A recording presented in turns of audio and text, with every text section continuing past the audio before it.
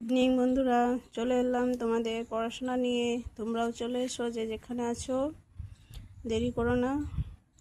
যারা বাইরে আছো জানি এখন খেলার টাইম, তাই দেখতে পাবে না, কিন্তু যারা আছো বাড়িতে তারা একবার দেখে নাও, পরে তখন ভিডিওটা দেখে একবার করে নিও। ওকে, তাহলে আমরা আজকে শুরু করব সহজ পাঠের দ্বিতীয় ভাগ। তাহলে আমরা কাল পড়েছি, আগের দিন পড়েছি প্রথম পার্ট, তারপরের দিন পড়েছি দ্বিতীয় পার্ট। আজকে পড়ব দ্বিতীয় পার্ট এরই অংশ। এটা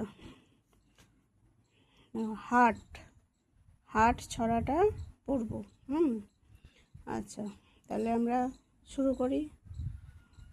কুমোর পাড়ার গরুর গাড়ি, বোঝাই করা কলসি হাঁড়ি, গাড়ি চালায় বংশী বদন, সঙ্গে যে যায় ভাগ্নে মদন, হাট বসেছে শুক্রবারে, বক্সিগঞ্জে পদ্মা পাড়ে।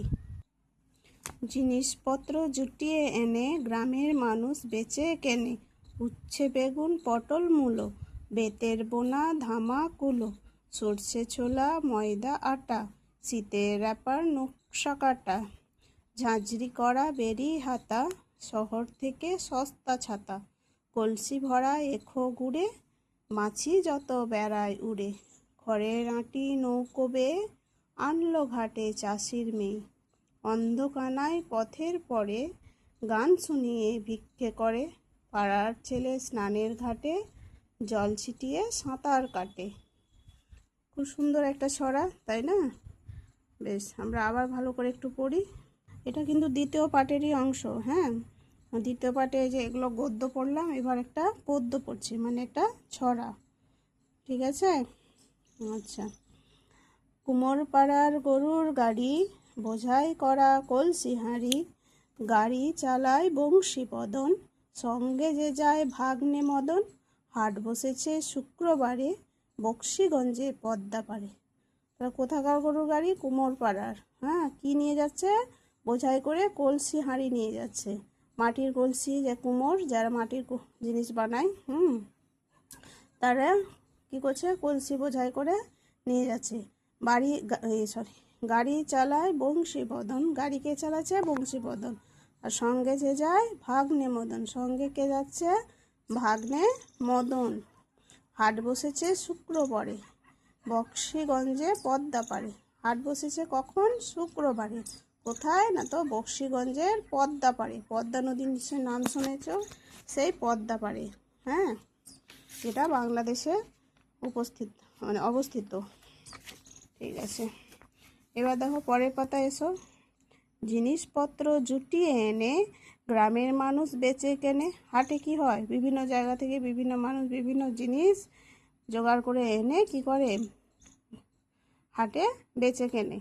উচ্ছে বেগুন পটল মূলো, বেতের বোনা ধামা কুলো, সর্ষে ছোলা ময়দা আটা, শীতের র্যাপার নকশা কাটা।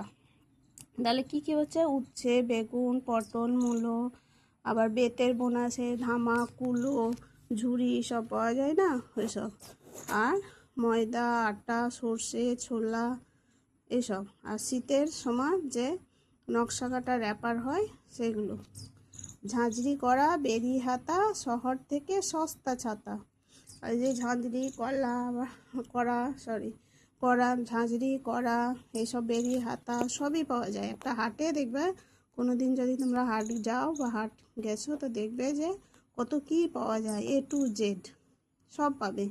হ্যাঁ, সস্তা ছাতা কাপড়, মানে একটু হাটে একটু কম দাম পাওয়া যায়। ঠিক আছে? কলসি ভরা এখো গুড়ে, মানে আখের গুড়ে কি থাকে? কলসি ভরা থাকে, মাছি যত বেড়ায় উড়ে। আর মাছি তো থাকবেই, যেখানে মিষ্টির গন্ধ পাবে সেখানে পিঁপড়ে মাছি না থাকলে হয়? খড়ের আঁটি নৌকো বেয়ে আনলো ঘাটে চাষির মেয়ে। চাষির মেয়ে কি করছে? নৌকো বেয়ে কি আনলো? খড়ের আঁটি। হ্যাঁ, অন্ধকানায় পথের পরে গান শুনিয়ে ভিক্ষে করে। অন্ধকানায় কি করছে?